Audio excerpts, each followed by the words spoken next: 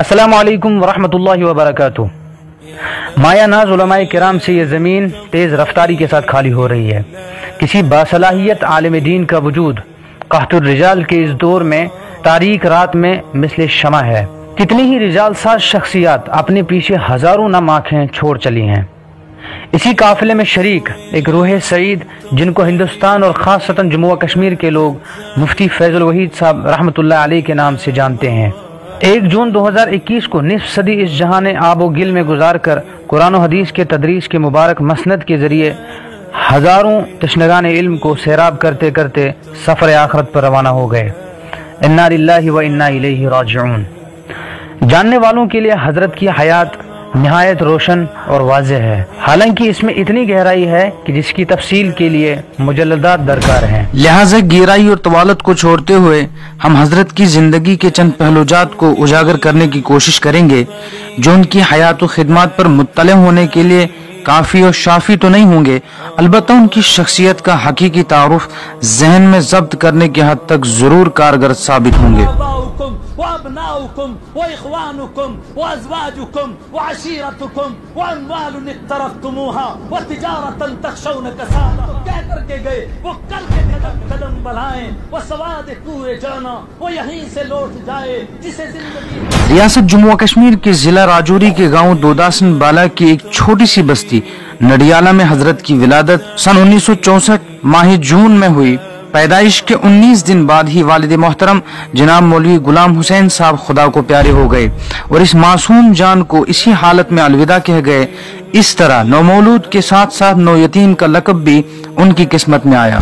حضرت نے ابتدائی دینی و عصری تعلیم آبائی گاؤں میں ہی حاصل کی، پھر 1977 میں حفظ و قرات کی پہلی سیڑھی بناتے ہوئے باضابطہ تعلیم کا آغاز تحصیل تھنا منڈی کے مدرسہ کاشف العلوم سے کیا اور یہ سفر مختلف مراحل یعنی یوپی کے ضلع مظفر نگر کے مدرسہ تعلیم القرآن، ضلع غازی آباد کے مدرسہ خادم الاسلام اور آخر میں ازہر ہند دارالعلوم دیوبند میں دینی علوم کی تمام راہوں کو عبور کر کے 1991 میں تکمیل افتاح کے ساتھ ساتھ تمام ہوا۔ حصول علم میں ان کے ماموں جان حضرت مولانا فیض الحسن صاحب رحمۃ اللہ علیہ کا بھرپور تعاون حاصل رہا۔ دوران تحصیل علم جب حضرت مفتی فیض الوحید صاحب نور اللہ مرکدہ اپنی عمر کے 21ویں سال میں تھے کہ ماں کی آغوش سے محروم کر دیے گئے۔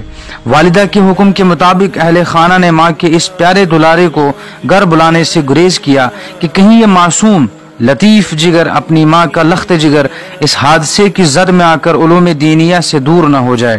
تاہم بیماری کی اطلاع تو بذریعہ خط دے دی گئی، لیکن رجب کے مہینے میں امتحان کی تیاری کی وجہ سے خود کو پڑھائی میں ہی مصروف رکھا، حتیٰ کہ پیاری امی جان کا سانحہ ارتحال پیش آ گیا اور بغیر اس عزیز از جان کے نماز جنازہ ادا کر دی گئی اور ابدی سفر سے قبل آخری دیدار تک نصیب نہ ہوا۔ بعد امتحان گھر لوٹ کر ماں کا چہرہ نہیں بلکہ محض قبر مبارک کا دیدار مقدر میں آیا۔ کس کو اب ہوگا وطن میں آہ میرا انتظار، کون میرا خط نہ آنے سے رہے گا بے قرار۔ یوں حضرت کو بچپن ہی میں حبیب کبریہ صلی اللہ علیہ وسلم کی حیات مبارکہ کے مثل یتیمی مقدر ہوئی۔ طلب علم کے دوران تمام مشکلات کا جان بازی سے سامنا کرنے کے بعد زندگی کے ایک نئے باب عہد تدریسی کا آغاز ہوتا ہے۔ اس عہد کی ابتدا تو 1993 میں جموں کے ایک چھوٹے سے محلے بنام جولاہا کا محلہ سے ہوئی، لیکن 5 اکتوبر 1994 میں جموں بٹھنڈی میں جامع مرکز المعارف کی بنیاد رکھ کر باضابطہ تدریس کا آغاز کیا اور اس میدان میں تن من دھن کی بازی لگا کر مرکز المعارف کو شبانہ روز محنت شاقہ اور جد و جہد کے ذریعے دین حق کے سینکڑوں متلاشی اور علم دین کی طلب میں نکلے ہزاروں مسافرین کی سایہ دار آماجگاہ بنایا۔ حضرت مفتی فیض الوحید صاحب رحمۃ اللہ علیہ درس قرآن کے شعبے میں مشہور نام، کتاب اللہ کے پرنور روشنی دکھانے والے تعلیم دوست، دوران سبق انتہائی آسان طریقہ تدریس اپنانے والے باصلاحیت استاذ رواں، طالبان علوم کی تعلیم میں حائل ہونے والی تمام رکاوٹوں کو محبتوں شفقتوں سے دور کرنے والے فراخ دل اور مشفق انسان تھے۔ درس ایسا کہ دلوں کو موہ لے، दिमाग बदल दे, फिक्रें बदल दे। उनके चेहरों की तबस्सुम भी तालीम का मजहर थी। आंखों के इशारे तलबा के लिए मशाले राह साबित होते थे। मुश्किल से मुश्किल सबक को आसान करके समझाने की अजीब खुदादाद सलाहियत थी। हर दर्स में गहरी तहकीक छुपी होती। वो लोगों तुम कहाँ घूम रहे हो? ज़ालिकुमुल्लाहु रब्बुकुम, तुमसे कहता हूँ वो अल्लाह तुम्हारा रब है, वो अल्लाह। वो तो इशारा किया जाता है, अल्लाह की तरफ इशारा नहीं कर सकते, अल्लाह नजर तो नहीं आ रहा है। मतलब ये उसके काम देखो ना, ये काम देखकर ऐसा लगता है कि अल्लाह हमारे सामने खड़ा है। तभी तो हम कहते हैं या का नाबुद, तेरी इबादत करते हैं, उसकी नहीं तेरी। ओहो, वो अल्लाह रब्बुकुम, तुम्हारा रब है। फतबारकल्लाहु रब्बुल आलमीन। तदरीस के मुतालिक उनका एक कौल भी काबिल जिक्र है। मेरा मानना है कि उस्ताद को जब 100 बातें याद होंगी तो 30-40 बातें तलबा को बताएगा। तलबा उनमें से 10 या 12 ही याद रख पाएंगे। लेकिन अगर उस्ताद ही के पास सिर्फ 10 बातें होंगी तो कितनी ही तलबा को बताएगा और वो क्या ही याद रख पाएंगे। इससे तदरीस के मैदान में हजरत की फतहयाबी का भी अंदाजा लगाया जा सकता है। सबक को उम्दा और आसान बनाने के लिए अरबी, उर्दू, पंजाबी और गोजरी अशार का बकसरत इस्तेमाल करते। नीज कभी कभार मुहावरात, ज़रबुल अमसाल, लताइफ और मज़ाहिया वाक़यात से दर्स में एक रूह फूंक देते थे। हज़रत मुफ्ती फैज़ुल वहीद साहब रहमतुल्लाह अलैह एक कामयाब मुदर्रिस होने के साथ साथ मंजे हुए कलमकार भी थे। आपके कलम गोहरबार से चंद छोटी बड़ी किताबें मुनस्सई शहूद पर आकर अहले इल्म से दाद तहसीन हासिल कर चुकी हैं। इन तसानीफ में चंद की खुसूसियत यह है कि हजरत ने इनको सुन्नत यूसुफी पर अमल पेरा होने यानी इसारत के दौरान जला बख्शा है। सबसे पहले 1995 और 96 में पाकी के मसाइल कुरान और हदीस की रोशनी में, नमाज के मसाइल कुरान और हदीस की रोशनी में, मरीज और मैयत और वरासत के अहकाम की तसनीफ फरमाई। फिर 1997 से 2001 तक गोजरी जुबान में एक अजीम तफसीरी कारनामा फैजुल मन्नान के नाम से हजरत के कलम अफशां से निकलकर मंजर आम पर आया, जिसका पहला एडिशन 2004 में नशर हुआ। इस तरह गोजरी जुबान में पहली मरतबा तफसीर लिखने का ताज इफ्तिखार भी मुफ्ती साहब रहमतुल्लाह अलैह के सर सजा।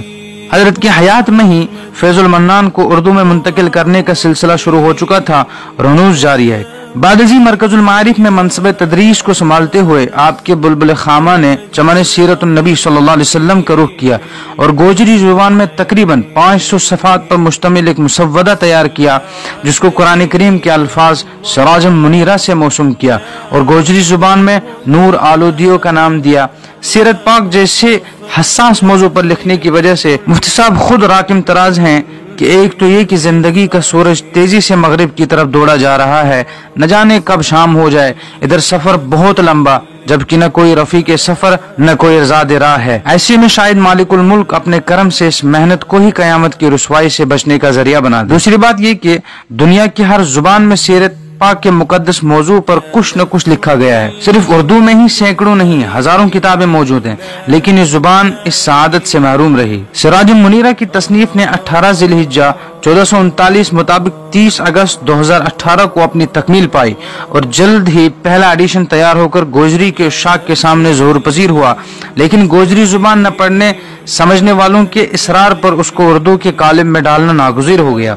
इसलिए फौरन ही उर्दू एडिशन सिराजुम मुनीरा चमकता चिराग भी मंजर आम पर लाया गया और खास व आम ने हाथों हाथ लिया, जिसमें हजरत मौलाना अब्दुल खालिक संबली रहमतुल्लाह अलैह, हजरत मुफ्ती जैद मुजाहिरी नदवी दामत बरकातुहुम, मुदर्रिस हरम मक्की मोहम्मद खैर मोहम्मद मक्की हिजाजी अलमारूफ बिशैख अल मक्की दामत फयूदुहुम और वतन कश्मीर के दीगर किबार उलमा की तकरीज़ात और दुआया कलिमात ने सोने पर सुहागा का काम किया। इस किताब को इतनी मकबूलियत हासिल हुई कि रियासत के बेशतर जिलों में सीरत रसूल सल्लल्लाहु अलैहि वसल्लम के मौजू पर मुसाबके मुनाकिद हुए, जिनमें सिराजुम मुनीरा का इंतखाब हुआ। मर्द जन, उमर रसीदा, कमसिन सब ने दिल जमई के साथ इसमें हिस्सा लिया और अपनी ईमानी और रूहानी जिंदगी में इनकलाब पैदा किया। मजीद ये कि चंद उर्दू दान गैर मुस्लिम भी खुद पर काबू न पा सके और इस मुसाबके के बहरे बेकराम में गोतजन होकर अपनी इल्मी तशनगी को सैराब किया। हयातुन नबी सल्लल्लाहु अलैहि वसल्लम के मुख्तलिफ पहलुओं पर आशनाई की इस दौड़ में जोर आजमाई से बेशुमार अफराद की इस्लाह हुई और फैज इल्मी और रूहानी से मालामाल हुए। मजीद बरआं के हाल ही में हिंदी एडिशन भी छप कर आ चुका है। अलगर्ज मज़कूरा तमाम कुतुब अपने मवाद और तर्ज इस्तिदलाल में एक नायाब मकाम रखती हैं।